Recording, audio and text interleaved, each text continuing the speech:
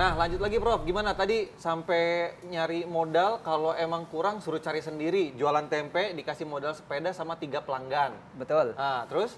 Ya, sebelum waktu subuh itu saya sudah datang ke tempat perusahaan tempe itu. Oke. Untuk ngambil tempe, Ngambil tempe. saya letakkan di boncengan sama keranjang itu ya. Oke. Lalu saya ambil, saya parkir di masjid dulu. Sholat Ya. subuh. Untuk apa? Azan subuh. Oh iya, Azan subuh. Kan bener. kita marbot ini ya. Iya. Marbot itu azan subuh gitu ya. Ya. Nah, habis sholat subuh saya lihat jam lagi, ini harus sudah pancal gas gitu ya. Iya. Saya langsung genjot gas, nganter tempe.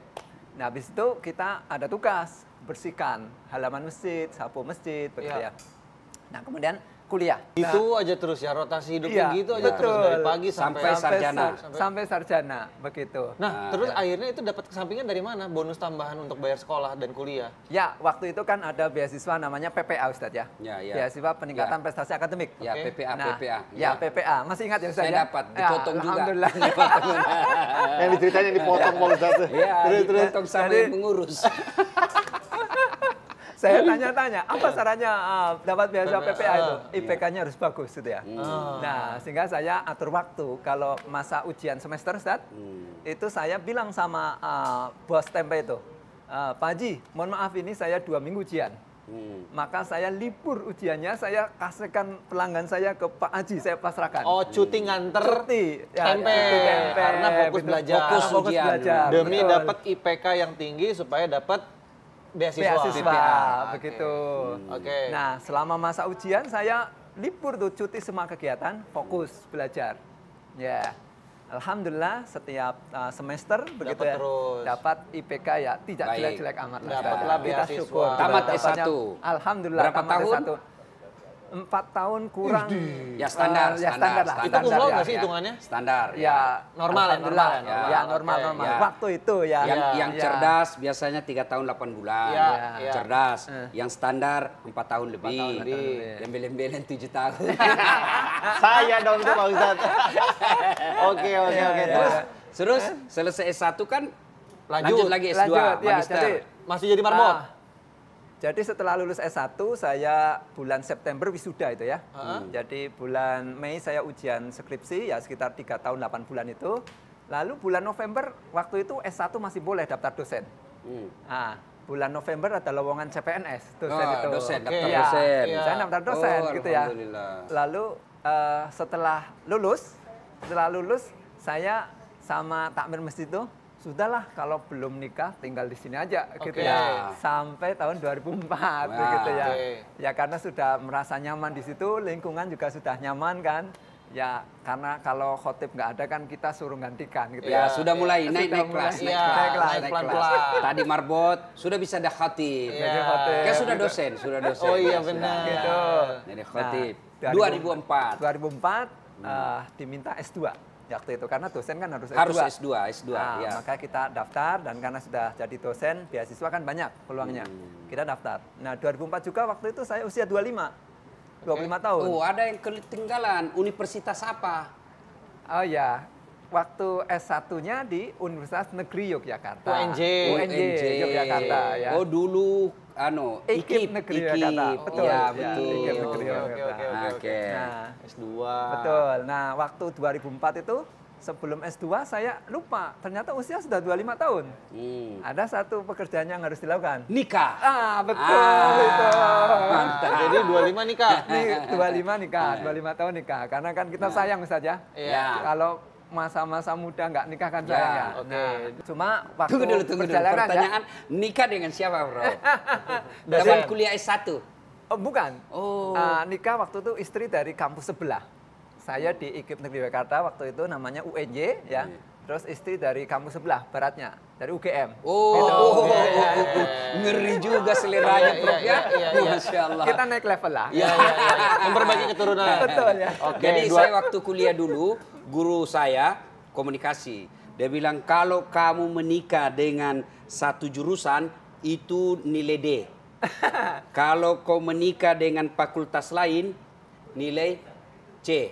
Kalau kau nikah dengan satu universitas itu nilai B. Tapi kalau kau nikah dengan universitas lain nilai A. Berarti komunikasimu baik. Lancar. Lancar. Ada yang supaya dapat A+.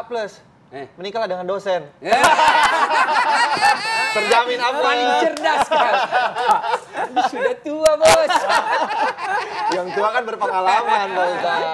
Oke, singkat cerita oke. ya jadi S3 jadi profesor. Dulu emang punya cita-cita jadi profesor? Enggak juga ya, enggak juga. Jadi kita pokoknya kalau kerja yang baik ya. Ya. Jadi apapun Maksimal pekerjaan aja ya. kita ya, apapun pekerjaan kita, karena sebenarnya semua target itu kan reachable dan miserable ya. Iya, Termasuk, iya. mohon maaf jadi profesor itu kan sebenarnya miserable ya. Syarat-syaratnya Iya, sudah iya. pasti, Ya, sudah lalu pasti. bisa Ada, dijangkau, betul. begitu ya. Nah, Ya. asalkan kita berusaha dengan penuh Iya. daya upaya, insya Allah Ya, tercapai. ada jalannya ya. Kita ada jalannya. Nah, gitu. fun fact-nya ini adalah profesornya ngambilnya navigasi.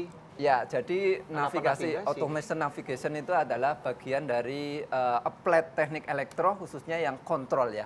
Jadi di elektro itu kan ada kontrol, ada power, ada elektronik, begitu ya, ada telecommunication. Nah, saya ngambil spesialisnya kontrol ya. Karena memang S2, S3 saya di control engineering. Nah, salah satu control engineering itu aplikasinya di robotika, automation, navigation gitu ya. Iya, iya. Nah, saya mengambil di situ. Saya pura-pura ngerti aja bro. Iya.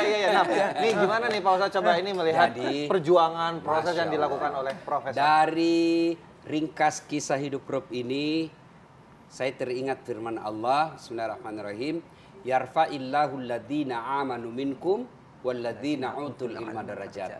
Allah mengangkat beberapa derajat di antara kalian, dua faktor, iman, ilmu. Kalau kinos berilmu saja, tidak disertai dengan iman, biasanya ilmu itu membawa bencana. Dia menjadi koruptor, dia menjadi tukang tipu. Datang orang perbaiki televisi pura-pura, "Wah, ini besar, ini banyak kerusakan." Padahal cuma kabelnya aja dibaikin. Iya, harus Ya kan? diganti, harus Itu diganti. karena tidak ada iman. Ada iman. Begitu juga kalau iman saja tanpa dibarengi dengan ilmu, agak susah kita dapat iman dengan sempurna. Nah, sebabnya dan buktinya, beliau karena iman akhirnya jadi marbot. Tidak mungkin jadi marbot kalau imannya setengah-setengah. Karena marbot itu ujian luar biasa. Dihina masyarakat, dianggap remeh, ya kan? Tidak ada bayaran. Tidak ada bayaran, itu iman.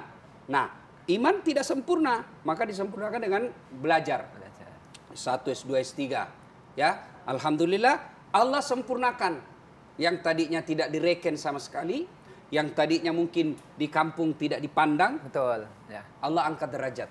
Dan hebatnya orang yang jadi seperti itu bukan cuma profnya yang terangkat derajatnya, ibu bapaknya juga biasa. Alhamdulillah. Ya, itulah janji Allah. Sejalan dengan hadis Rasulullah, man arada dunya fa'alaihi bil ilmi. Siapa yang menghendaki dunianya harus dengan ilmu pengetahuan.